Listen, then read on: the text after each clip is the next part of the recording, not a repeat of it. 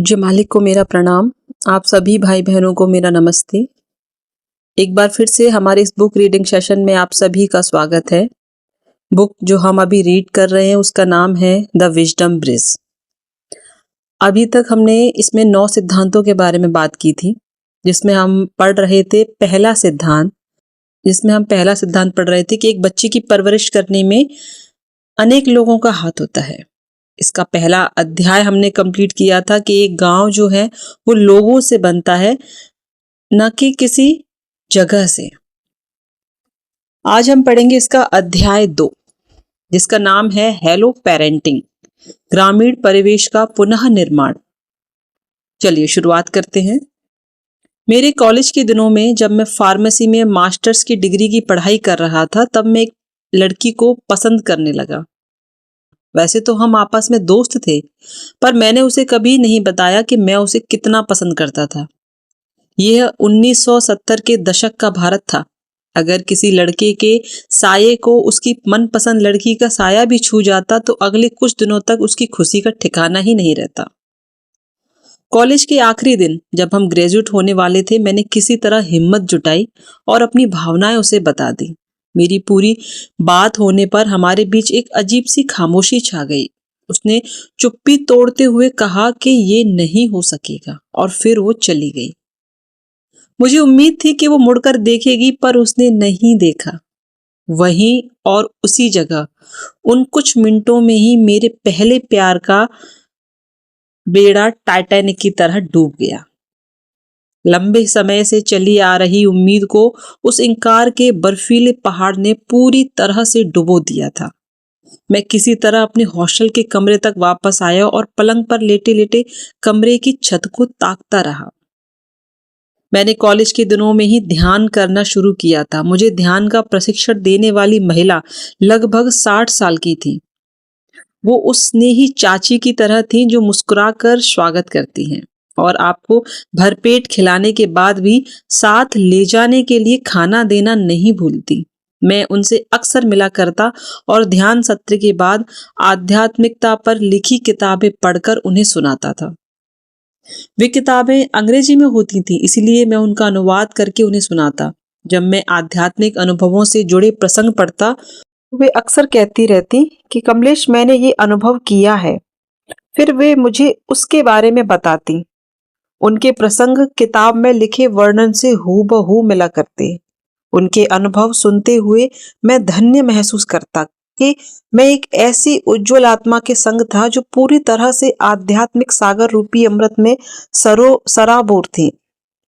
प्रेम में निराशा हाथ लगने के बाद उस दिन काफी समय तक कमरे में नाराज रहने के बाद मैं शाम को अपनी ध्यान प्रशिक्षिका से मिलने गया। वे मुझे देखते ही समझ गईं कि कुछ तो गड़बड़ थी, पर उन्होंने मुझसे कुछ नहीं पूछा। उन्होंने बैठने का इशारा किया और अंदर चली गईं। जल्दी ही वे एक कप चाय और नाश्ते के साथ वापस आईं।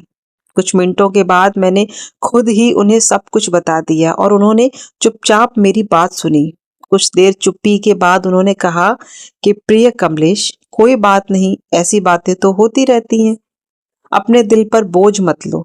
उनके शब्दों में इतनी दिलासा थी कि मुझे लगा कि एक सहारा मिल गया था। उसके बाद उन्होंने मुझे ध्यान करवाया और ध्यान सत्र पूरा होने पर मेरे मन का सारा दुख कहीं गायब हो गया था। वे सारी बातें जो मेरे मन को बोझिल कर रही थी, वे सब निकल चुकी थी। मन में किसी भी तरह की कोई भी नाराजगी नहीं थी और मैं शांत महसूस कर रहा था। मैं उस खामोशी में बेहतर महसूस कर रहा था। मेरी ध्यान प्रशिक्षिका मेरे लिए हेलो पेरेंट थी। उनकी संरक्षक दृष्टि और प्यार भरा संबल मेरे कॉलेज के वर्षों के दौरान निरंतर बने रहे। उन्हें मुझ पर भरोसा था और मुश्किल समय में उनकी उपस्थिति मेरे लिए किसी शक्ति स्तंभ से कम नहीं थी। जब मैं बड़ा हो रहा था तो सौभाग्यवश ऐसे बड़े बुजुर्गों से मैं घिरा रहा जो मुझ पर बिना कोई भावनात्मक दबाव डाले सदा मेरा हित साधते रहे। जब मेरे माता पिता साथ नहीं होते थे तो ये भले लोग मेरे लिए माता पिता की भूमिका निभाते थे। ऐसी परिस्थितियां जिनमें मैं अपने माता पिता से बात करना सहज नहीं समझता था, उस जगह ये हेलो पेरेंट मेरा साथ देते। वे मेरे लिए विवेक का पथ प्रदर्शन करने वाले प्रकाश की तरह थे, जिनका आभा मंडल मेरी राहें रोशन करता था। कभी कभी बच्चों के लिए कुछ बातें ऐसी होती हैं जो वो पेरेंट्स को नहीं शेयर कर पाते हैं, तो हमने अक्सर देखा होगा कि उनके आसपास कुछ ऐसे लोग होते हैं जो वो बातें उनसे शेयर करते हैं, तो वो उनके हेलो पेरेंट हैं। हेलो पेरेंटिंग का विचार और उसका मूल। हेलो पेरेंटिंग जो शब्द है, ये एलो पेरेंटिंग, जिसका अर्थ होता है कि माता पिता के अलावा दूसरे अभिभावक जो होते हैं उनसे देख रेख मिलना। कुछ पशु प्रजातियों में जेनेटिक माता पिता के अलावा दूसरे सदस्य छोटे बच्चों की देखभाल करते हैं। वे छोटे बच्चों के पालन पोषण देखभाल और रक्षा करने में उनके माता पिता की मदद करते हैं, जैसे नर वानर, सियार, अफ्रीकी लंगूर, व्हेल और अन्य कई जानवरों का उनके एलो पेरेंटिंग व्यवहारों के लिए अध्ययन किया गया। शोध बताते हैं कि छोटे बच्चों को एलो पेरेंटिंग से लाभ होता है और उनके जीवित बचने की संभावना भी बढ़ जाती है। इंसानों के लिए उनका गांव एलो पेरेंटिंग समुदाय का काम करता था। एलो दादा दादी, भाई बहन, चाचा चाची और केयर गिवर से मिलकर बच्चे का ध्यान रखते हैं। केयर गिवर ये सभी मिलकर बच्चे का ध्यान रखते थे। बच्चे के पास माता पिता के अलावा बहुत से लोग होते थे जिनसे उनका लगाव होता था। अध्ययन बताते हैं कि ये बच्चों को पालने का हितकारी तरीका था और इससे माता पिता का तनाव और भावनात्मक बोझ कम होता था। समकालीन परिवारों की शोधकर्ता, लेखक, मानव विज्ञानी प्रोफेसर स्टेफनी कुंटस का मानना है कि बच्चे ऐसे समाजों में बेहतर प्रदर्शन करते हैं जिनमें बच्चे को जन्म देने की प्रक्रिया इतनी महत्वपूर्ण मानी जाती है कि उसे केवल माता पिता के भरोसे नहीं छोड़ा जाता। और मैं इस बात से उनसे पूरी तरह से सहमत हूँ। एक बच्चे को सिर्फ उनके माता और पिता ही पालते हैं, और एक वो बच्चा जिसको सभी का प्यार मिल रहा है, दादा दादी, चाचा चाची, जो पूरे समुदाय के साथ बढ़ रहा है, उन दोनों की परवरिश में बहुत अंतर होता है। जैसे जैसे बच्चे बड़े होते हैं तो माता पिता के लिए उन्हें सीधे तौर पर सलाह देना मुश्किल हो जाता है। बच्चे सीधे निर्देश का अक्सर विरोध करते हैं। इसके साथ ही वे घर से बाहर अपने लिए कोई ऐसा व्यक्ति या रोल मॉडल चाहते हैं जिसका वे अनुसरण कर सकें। अध्ययनों से पता चलता है कि घर में दादी नानी की उपस्थिति या दादी नानी के बार बार घर आ जाने से नवजात शिशु के लिए अपनी युवा माँ के साथ संबंध को मजबूत बनाने की संभावनाएं बढ़ जाती हैं। कम आय वाले परिवारों में दादी नानी की उपस्थिति बच्चों में बेहतर संज्ञान संबंधी कौशल विकसित करने में सहायक होती है।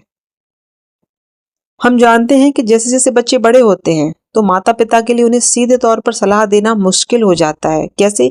ये मत करो, वो मत करो, इस तरीके के कड़े निर्देश बच्चों को विद्रोही बना देते हैं। वो विरोध करने पर अड़ जाते हैं। इसके साथ ही बच्चे घर से बाहर एक प्रभावी हस्ती या एक रोल मॉडल की खोज में रहते हैं। वे चाहते हैं कि उन्हें अपने साथियों के बीच समर्थन मिले। ये विकास की स्वाभाविक प्रक्रिया है और ये हितकारी है। यदि माता पिता को ये सारी बातें पहले से ही मालूम हो तो वे अपने बच्चे के लिए पूरा गांव बसाकर, यानी लोगों का समुदाय बनाकर इसकी तैयारी कर सकते हैं। जैसा कि मैं पहले भी कह चुका हूँ, एक गांव लोगों से बनता है, किसी जगह से नहीं। आधुनिक एकल परिवारों में अक्सर माँ पर ही बच्चों की परवरिश की जिम्मेदारी आ जाती है और सिंगल मदर के लिए तो सब कुछ दुगना मुश्किल हो जाता है। इसके अलावा उस पर एक आदर्श माँ बनने का दबाव भी रहता है, जहां परिपूर्णता का मापदंड बहुत ऊंचा हो जाता है। हेलो पेरेंटिंग में माता पिता सजग भाव से दोस्तों और परिवार के सदस्यों का एक नेटवर्क विकसित करते हैं, जो उनके किशोर और वयस्क होते बच्चों के जीवन में उपस्थित रह सकते हैं। उनके बच्चे ऐसे बुजुर्गों का आदर करते हैं, उनके साथ समय बिताना पसंद करते हैं। अगर किसी बच्चे के लिए ऐसा समुदाय बनाना हो तो हेलो पेरेंटिंग नेटवर्क बहुत काम आ सकता है। अपने हेलो पेरेंट के बारे में सोचें। क्या है, जब आप छोटे थे तो क्या आपके पास ऐसे बड़े बुजुर्ग थे जिनके साथ आप अपनी समस्याओं को बांट सकते थे? उन्होंने किस तरह से आपकी मदद की? अगर आगे देखा जाए तो आपके मुताबिक आपके बच्चे के लिए हेलो पेरेंट कौन हो सकते हैं और क्यों? क्या आपको लगता है कि आप भी किसी दिन हेलो पेरेंट बन सकते हैं और क्यों? ये हेलो पेरेंट के बारे में आप खुद सोचें, खुद से सवाल करें। हेलो पेरेंटिंग माता-पिता और बच्चों की सहायता करता है। हेलो पेरेंटिंग नेटवर्क का होना माता-पिता के लिए आश्वासन से भरा एहसास है। बच्चों के लिए उनके हेलो पेरेंट ऐसे हालात में मददगार हो सकते हैं जब वे अपने माता-पिता से खुलकर बात नहीं कर पाते। समुदाय कई बार माता-पिता अपनी बात को बच्चों तक पहुंचाने के लिए भी परेशानी का सामना करते हैं। ऐसे समय में हेलो पेरेंट प्रभावी माध्यम का काम करते हैं। हम में से कई लोग खुद भी हेलो पेरेंट रहे हैं और इसके सकारात्मक लाभों के बारे में जानते हैं। जैसे जब आपकी भांजी के लिए ये तय करना कठिन हो रहा था कि उसे मेडिसिन की पढ़ाई करनी चाहिए या कुकिंग क्लास में जाना चाहिए, और आपने उसे इन चुनावों के दोनों पहलू समझाते हुए राह दिखाई थी। या फिर जब आपका भतीजा स्कूल में किसी मुसीबत में पड़ गया था और आप उसके साथ कुछ राउंड बैडमिंटन खेलने के दौरान ही उसे वापस सही रास्ते पर ले आए थे। जरा सोचें कि आपने जिस तरह अपने भतीजे या भांजी की मदद की, उसी तरह हेलो पेरेंट आपके बच्चों को कैसे फायदा पहुंचा सकते हैं। तो हेलो पेरेंट जो है वो कतई आपकी जगह नहीं लेना चाहते। वे केवल आपको और आपके बच्चे दोनों को अपना सहयोग देने के लिए है। बच्चों को सबसे बड़ी चिंता यही होती है कि कहीं वे अपने माता पिता को निराश न कर दें। इसीलिए कई बार बच्चों के लिए अपनी बात उन लोगों के आगे रखना आसान होता है जो उनकी बातें ध्यान देकर सुनते हैं। हमारे साथ क्या होता है, अगर आप बच्चे हैं तो आप जब कोई बात मम्मी पापा के सामने रखते हैं तो अक्सर माँ बाप थोड़ा सा झल्ला कर बात करते हैं, चिल्ला देते हैं, तो हमें अगली बार वो बात कहने से भी डर लगता है।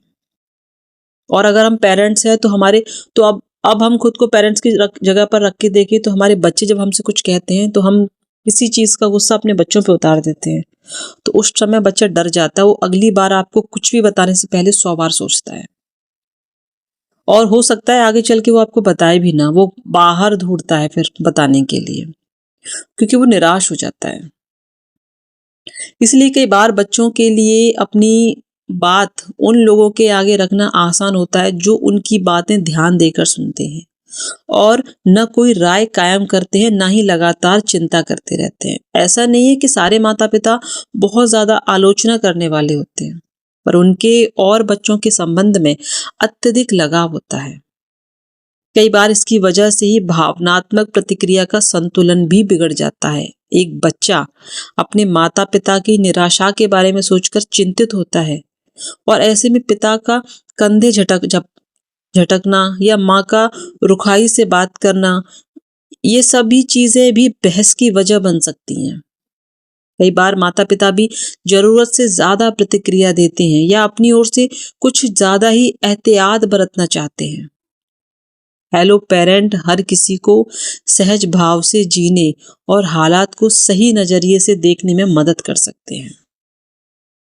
इसमें मुझे समझाने जैसा कुछ नहीं है। ये वो बातें हैं जो हम रोजमर्रा में देख रहे हैं, जो आपके साथ और मेरे साथ हर रोज होती है। कभी हम बच्चों को डांट देते हैं तो कभी हमारे पेरेंट्स हमें डांट देते हैं, तो हमें उनका डांटना भी बेकार लगता है कि उन्होंने हमें डांटा क्यों। फिर कई बार कुछ अलग तरह की परेशानी भी सामने आ सकती है। मान लेते हैं कि आपकी युवा बेटी अपने सोशल मीडिया अकाउंट पर आने वाले कुछ बेहुदे कमेंट्स के कारण मायूस है। जब आपको इसके बारे में पता चलता है तो आप उसका हौसला बढ़ाने की कोशिश करते हैं। आप उसे अपनी युवावस्था के कुछ किस्से सुनाते हैं। वैसे तो वो आपकी बात समझती है, लेकिन मन ही मन उसका दुख बढ़ जाता है। ऐसे हालात में बाहरी मदद काम आती है। हेलो पेरेंट पूरी हमदर्दी से उसकी बात सुनते हुए, आपकी बेटी को हौसला देते हुए उसके आत्मविश्वास को बढ़ाने में मदद कर सकते हैं। ज्यादातर मामलों में वे वही बातें कहेंगे जो आपने कही है, पर वे बातें उनकी ओर से होंगी तो बेहतर तरीके से समझ में आएंगी। कभी कभी आपने देखा होगा कि हमें किसी को कुछ समझाना होता है। हाँ, जब हम उसको समझाते हैं किसी घर के किसी सदस्य को तो उसको समझ में नहीं आता है। वही बात जब उसके दोस्त या बाहर वाले उसको समझाते हैं तो बहुत इजीली क्लिक कर जाती है उसके माइंड में। जबकि बात हमने भी वही कही थी, लेकिन उस समय उसको समझ में नहीं आता है। तो ये हेलो पेरेंटिंग इसी तरह से उसकी मदद करती है। हेलो पेरेंट उनमें क्या देखना चाहिए? किसी हेलो पेरेंट की खोज का मतलब ये नहीं होगा कि आप बच्चों को तेजी से तरक्की करने वाले और आवश्यकता से अधिक हासिल कर लेने वालों की भीड़ में खड़ा कर दें, जो आगे चलकर उनके करियर के चुनावों पर असर डाल सकते हैं। मैं गांव के बड़े बुजुर्गों और विशेष रूप से दादा दादी नाना नानी के उदाहरण पर आना चाहूंगा। क्या किसी ने कभी सोचा कि बच्चे अपने दादा दादी या नाना नानी से इतना प्यार क्यों करते हैं? बच्चों की अक्सर अपने माता पिता से अनबन रहती है, लेकिन वे सिर्फ एक मामूली कारण से अपने दादा दादी या नाना नानी को चाहते हैं। वे बहुत उत्साह से बच्चों का मनोबल बढ़ाते हैं। जब बच्चा कोई बाल गीत सुनाता है तो उनके लिए वो दुनिया का सबसे बेहतरीन गीत होता है। जब नाती पोते कॉलेज से ग्रेजुएट होते हैं तो दादा दादी गर्व से फूले नहीं समाते, क्योंकि वे हमेशा से जानते थे कि उनके खानदान में एक होनहार बच्चा था। दादा दादी व नाना नानी अपने नाती पोतों को प्यार करते हैं और वे बच्चे भी उनके प्यार को पूरी गहराई से महसूस करते हैं। उनकी यही भूमिका है, अपने नाती पोतों को असीम स्नेह देना। माता पिता बच्चों को अनुशासन सिखाते हैं और दादी नानी उन्हें अपने प्यार से बिगाड़ते हैं। हेलो पेरेंट किसी भी तरह से परिपूर्ण नहीं होते, लेकिन वे ऐसे लोग हैं जो आपके बच्चे के साथ खुले दिल से मेल जोल रखते हैं। जब भी हेलो पेरेंट के बारे में सोचें तब आपको ऐसे बड़े बुजुर्गों के बारे में सोचना चाहिए जो समझदार हों, साथ ही सहयोग और प्रोत्साहन देने वाले हों। ऐसा जरूरी नहीं है कि हेलो पेरेंट बुजुर्ग पीढ़ी के हों। समुदाय के अच्छे और सभी के लिए दिल से अच्छा सोचने वाले युवा भी एक यही भूमिका निभा सकते हैं। वे बड़े भाई बहन की तरह बच्चों को प्रेरित भी कर सकते हैं। जब हम हेलो पेरेंट के बारे में सोचते हैं तो हम ऐसे लोगों के बारे में सोचते हैं जो छोटे बच्चे के मन को समझते हैं। जैसा कि मैंने कहा, हेलो पेरेंट अपने आप में परिपूर्ण नहीं होते, पर वे आपके बच्चे के साथ पूरे दिल से मेल जोल रखते हैं। वे बच्चे की क्षमता को समझते हैं। वे जानते हैं कि बच्चे में कितना कौतूहल होता है और वे हमेशा कुछ नया सीखना चाहता है। वे जानते हैं कि स्नेह से ही बच्चे के हट को तोड़ा जा सकता है। वे ये भी समझते हैं कि बच्चे की ऊर्जा को सकारात्मक दिशा कैसे देनी है। वे कुछ सिखाने या उपदेश देने की कोशिश नहीं करते। इसकी बजाय वे बच्चों की जो दुनिया है और उनके दिलो दिमाग में क्या चल रहा है, इसको समझने के लिए हमेशा आतुर रहते हैं। इन सभी गुणों के साथ हेलो पेरेंट बच्चे के लिए एक मजबूत सहारे का काम कर सकते हैं। ये जरूरी नहीं कि हेलो पेरेंट आपका कोई पड़ोसी हो या अपने ही शहर अथवा समुदाय से हो। वे दुनिया के किसी दूसरे हिस्से से भी हो सकते हैं। हार्टफुलनेस समुदाय इसका एक बहुत ही अच्छा उदाहरण है। मैंने दिल्ली में रहने वाले माता पिता के बच्चों को डेनमार्क और दुबई में रहने वाले हेलो पेरेंट के साथ निकट संबंध बनाते देखा है। ऐसा ही डेनमार्क, जर्मनी और यूएसए के बच्चों के लिए भी ये सच है, जिन्होंने मेरे साथ चेन्नई और हैदराबाद में कई महीने बिताए। पिछले कुछ सालों के दौरान बच्चे और उनके परिवार आपस में बहुत पास आए और इससे सबको लाभ हुआ। इन दिनों हमारे सभी मेल मिलाप डिजिटल फर्स्ट हो चुके हैं। हमारे बच्चे डिजिटल कम्युनिटी में अधिक समय बिता रहे हैं और इससे नई संभावनाओं के दरवाजे खुल जाते हैं। अकेलापन लाने के लिए जिस आधुनिक तकनीकी को दोषी माना जाता है, वही हमें इस वैश्विक गांव रूपी समुदाय में संपर्कों को नए सिरे से बनाने में मदद कर सकती है। माता पिता भी इस बदलाव को स्वीकार करते हुए डिजिटल दुनिया में संबंधों को बढ़ावा दे सकते हैं। ये जो महामारी थी कोरोना की, इसने हमें सिखाया कि टेक्निक की मदद से सोशल मीडिया पर बनने वाले जो औपचारिक संबंधों की तुलना में गहरे और बेहतर संबंध कैसे बनाए जा सकते हैं।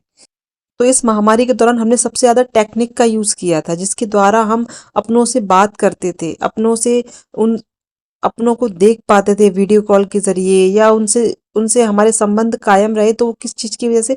टेक्निक की वजह से। जिन्होंने महामारी के दौरान तकनीकी की मदद से अपने दादा दादी, नाना नानी, चाचा चाची और दूसरे संबंधियों के साथ नियमित रूप से बातचीत करना जारी रखा। महामारी की पाबंदियों के कम होने पर भी इन परिवारों में डिजिटल रूप से मेल जोल जारी है। इस तेजी से भाग रही दुनिया के बीच हेलो पेरेंट सामुदायिकता और अपनेपन का ऐसा भाव दे सकते हैं जिसे माता पिता अपने बच्चों के लिए बहुत ही महत्वपूर्ण मानते हैं। हमसे पहले आई पीढ़ियों को परिवारों को एक साथ बांधे रखने वाली लगाव की अदृश्य कड़ी की मजबूती के बारे में मालूम था। वे जानते थे कि एक दूसरे के साथ संपर्क में रहना कितना मायने रखता था। यही वजह है कि सभी संस्कृतियों में चाचा चाची, मामा मामी, बुआ फूफा आदि विभेद संबंधित परिचितों की ऐसी परंपरा रही है, जो कि धर्म माता और धर्म पिता की भूमिका निभाते आए हैं। इन परंपराओं के पीछे यही विचार था कि मुसीबत के समय वे बच्चों की ढाल बन सकें। जब परिवार जो है वो दिल से निकट थे, तो जीवन भी बहुत सरल थे और रिश्ते बहुत अच्छी तरह से फलते फूलते थे। अब हमें फिर से इन विचारों को आज के सांचे में ढालना होगा। हेलो पेरेंटिंग गांव रूपी ऐसे समुदाय को फिर से बसाने की दिशा में एक सजग कदम है। ये हमारे बच्चों के लिए सहयोग तंत्र बनाते हुए परिवार को एक साथ लाती है। जब हम हेलो पेरेंटिंग की बात कर रहे हों, तो आपको कुछ बातों को ध्यान में रखना होगा। ये आपसी भरोसे का एक अनकहा नाता है। अपने बच्चे के लिए हेलो नेटवर्क बनाने के उत्साह में कृपया हेलो पेरेंट घोषणा पार्टियों का आयोजन न करें। ये काम चुपचाप किया जाना चाहिए, जैसा कि हम सभी की आजकल आदत हो गई है। हमें कुछ भी काम करना होता है तो हम बड़े ही जोर शोर से करते हैं उसको। छोटी सी भी हमें प्रमोशन मिलता है तो हम उसका भी कितना बड़ा दिखावा करते हैं, पार्टी करते हैं, ट्रीट देते हैं। जब हम किसी और के लिए यही भूमिका निभाते हैं, तभी हमें अपने बच्चों के लिए हेलो पेरेंट्स मिलते हैं। ऐसा नहीं है कि ये कोई लेन देन है, बल्कि इसकी ये वजह है कि समुदाय ऐसे ही काम करता है, गिव एंड टेक। आज आप किसी को दोगे तो आप इस उम्मीद में मत दो कि कल हमें मिलेगा, लेकिन आप दे रहे हो तो ये सच भी है कि आपको मिलेगा भी। अगर आप भी हेलो पेरेंट बनने की आसान सी यात्रा पर निकलना चाहें, तो आपको समान रुचियां खोजनी होंगी। एग्जाम्पल के लिए आपको चित्रकारी का शौक हो सकता है और आपके मित्रों या रिश्तेदारी में कोई बच्चा भी इस कला में रुचि रखता है, तो शुरुआत करने के लिए ये बहुत ही अच्छा तरीका हो सकता है। या फिर हो सकता है कि आपको फ्रेंच पसंद हो और आप कुछ बच्चों के साथ रीडिंग ग्रुप बना सकते हैं जिन्हें ये भाषा सीखने में रुचि हो। समान रुचियों के होने से एक संबंध को विकसित करने में मदद मिलती है। एक इंसान सोच सकता है, जब हमारे पास अपने ही बच्चों के लिए समय नहीं, तो हम दूसरों के बच्चों के लिए समय कैसे निकाल सकते हैं? तो शुरुआत में ऐसी सोच ही समस्या खड़ी करती है। जितने ज्यादा लोग, उतना ज्यादा ये काम कारगर होगा, और एकता से ही तो सहयोग आता है। जब हम हेलो पेरेंट की तरह एक साथ आगे आते हैं, तो हम अपनी गोपनीयता और अपनी निजी स्वतंत्रता कायम रखते हुए वही माहौल फिर से बनाते हैं और जो विशाल परिवारों में बच्चों को मिलता था। इस किताब की शुरुआत में माचिस की डिबिया के बारे में मेरे द्वारा दिए गए उस उदाहरण को याद करें। जब अंधेरा होता है तो इस बात से कोई फर्क नहीं पड़ता कि आपने माचिस की कौन सी तीली उठाई है, वे सभी रोशनी देती हैं। उसी तरह हेलो पेरेंट ऐसे लोगों का समूह है जिनके साथ हम एक नाता बनाते हैं। हम नहीं जानते कि जरूरत पड़ने पर इनमें से कौन हमारे काम आ सकता है। ऐसा भी तो हो सकता है कि हम उस डिबिया का उपयोग ही ना करें। हेलो पेरेंट केवल मुसीबत के समय काम आने के लिए नहीं है, वो आपके बच्चे के जीवन में उनकी अनकही उपस्थिति रहती है। वे खुशियों से भरे समय को और खुशहाल और कठिन समय को आसान बनाते हैं। हेलो पेरेंट होने का अर्थ है कि आप आपसी भरोसे और देखरेख का नाता बना रहे हैं। ये किसी ऐसे बच्चे की जिम्मेदारी लेने का स्नेहपूर्ण कार्य है जो आपका अपना नहीं है।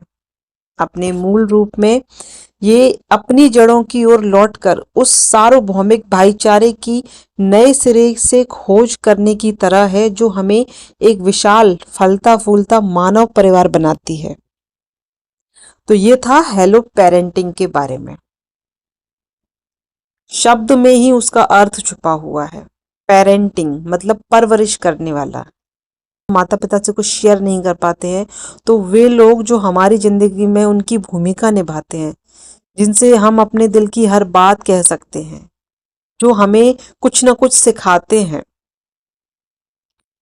दैनिक दुविधा। आज दैनिक दुविधा में प्रश्न है, स्कूल में मेरे बेटे का एक करीबी दोस्त है जो कि हमारा पड़ोसी भी है। उनके माता पिता दोनों नौकरी करते हैं, इसीलिए वो अक्सर स्कूल के बाद मेरे बेटे के साथ हमारे घर आ जाता है। मुझे ऐसा लगता है जैसे मैं उसकी धर्म माता हूँ, लेकिन डरती भी हूँ कि उसकी माँ क्या सोचेगी यदि मेरी देख रेख और परवरिश को किसी तरह की दखल की तरह लिया गया, तब क्या होगा। तो दाजी जवाब देते हैं कि मेरे दो बेटे हैं, उनका अधिकतर बचपन अपनी ताई के पास ही बीता है। वे किस्मत वाले थे कि उन्हें दो माँओं का प्यार मिला जिन्होंने बहुत अच्छी तरह से उनकी परवरिश की। हर कोई इतना इतना खुशकिस्मत नहीं होता है। आप भी कुछ ऐसा ही कर रही हैं, इसीलिए अपने नेक इरादे के बारे में कोई भी शंका न रखें।